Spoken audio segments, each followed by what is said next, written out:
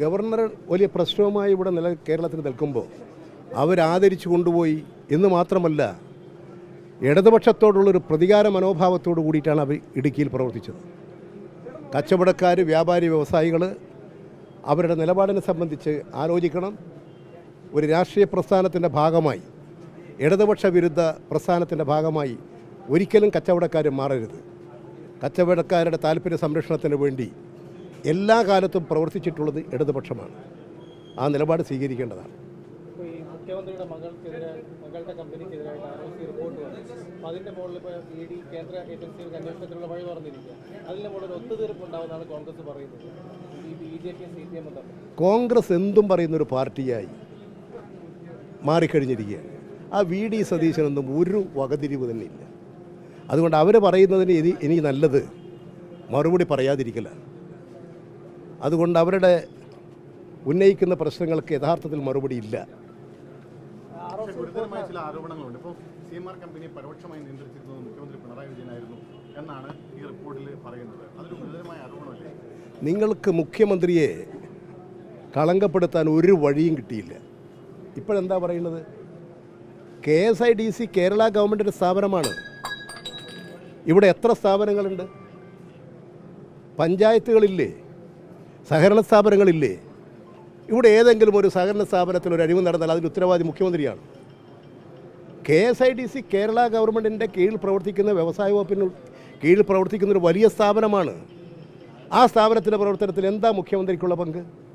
എന്താ പറയുന്നത്? നിങ്ങൾക്കൊന്നും മുഖ്യമന്ത്രിയെക്കുറിച്ച് ഒരു കാര്യവും പറയാനില്ല. അതുകൊണ്ടിരിക്കട്ടെ, ഇതങ്ങ് ചാർത്തി കൊടുക്കുക. ഇതൊന്നും നല്ല പത്രപ്രവർത്തനമല്ല കേട്ടോ. അത് നിങ്ങൾ മനസ്സിലാക്കണം. എന്താ അദ്ദേഹത്തെക്കുറിച്ച് നിങ്ങൾക്ക് ആക്ഷേപം? ഏത് റിപ്പോർട്ട്? ആ റിപ്പോർട്ട് വന്നാൽ റിപ്പോർട്ട് ശരിയായിരിക്കുമോ? ഒരു റിപ്പോർട്ട് ഇങ്ങനെ എഴുതി വെച്ചിരിക്കുന്നു എന്ന് പറഞ്ഞാൽ റിപ്പോർട്ടാവുമോ? വസ്തുതയാവുമോ? നിങ്ങളൊരു മുഖ്യമന്ത്രിയെ പോലെയുള്ള ഒരാളെക്കുറിച്ച് ആക്ഷേപം പറയുമ്പോൾ നിങ്ങൾ ആലോചിക്കണ്ടേ? ശരിയാണോ അത് മുഖ്യമന്ത്രിയെക്കുറിച്ച് പറഞ്ഞത്? KSIDCയുമായിട്ടുള്ള പ്രശ്നമല്ലേ നിങ്ങൾ മുഖ്യമന്ത്രിയിലേക്ക് ആക്ഷേപം ഉന്നയിപ്പിച്ചത്? നിങ്ങൾ എത്രമാത്രം ബാലിശമായിട്ടുള്ള കാര്യമാണ് മുഖ്യമന്ത്രി ആക്രമിക്കുക. നിങ്ങൾ KSIDC ഉപയോഗിക്കുക. എത്ര തെറ്റാണത്?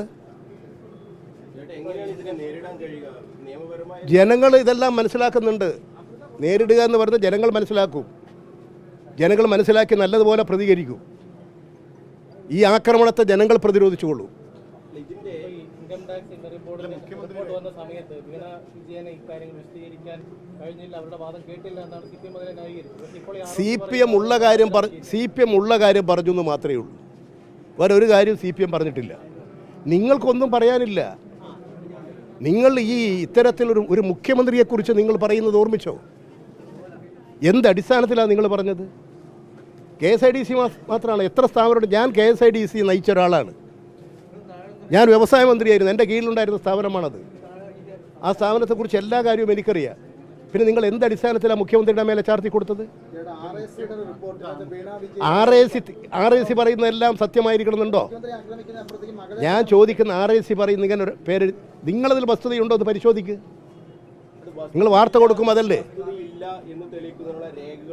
രേഖകളും ഞങ്ങൾക്ക് ഇതിങ്ങനെ ഓരോരുത്തരുടെ കൈവശം രേഖയും കൊണ്ട് നടക്കില്ല പണി.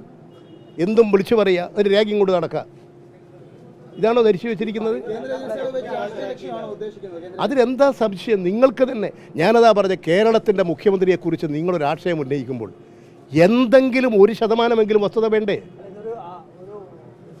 നിങ്ങൾ എന്താ പറഞ്ഞിരിക്കുന്നത് അറിയോ? നിങ്ങൾ അറിയോ എന്താ പറഞ്ഞ ആക്ഷേപം എന്നറിയോ? അതാദ്യം നിങ്ങൾ മനസ്സിലാക്കുക. എന്താ ആക്ഷേപം? KSIDCക്ക് ഷെയറുണ്ട്. അത്രേ. KSIDCയിൽ ആർക്കെല്ലാം ഷെയറുണ്ട്? KSIDC മറ്റെവിടെയെല്ലാം ഷെയറുണ്ട്?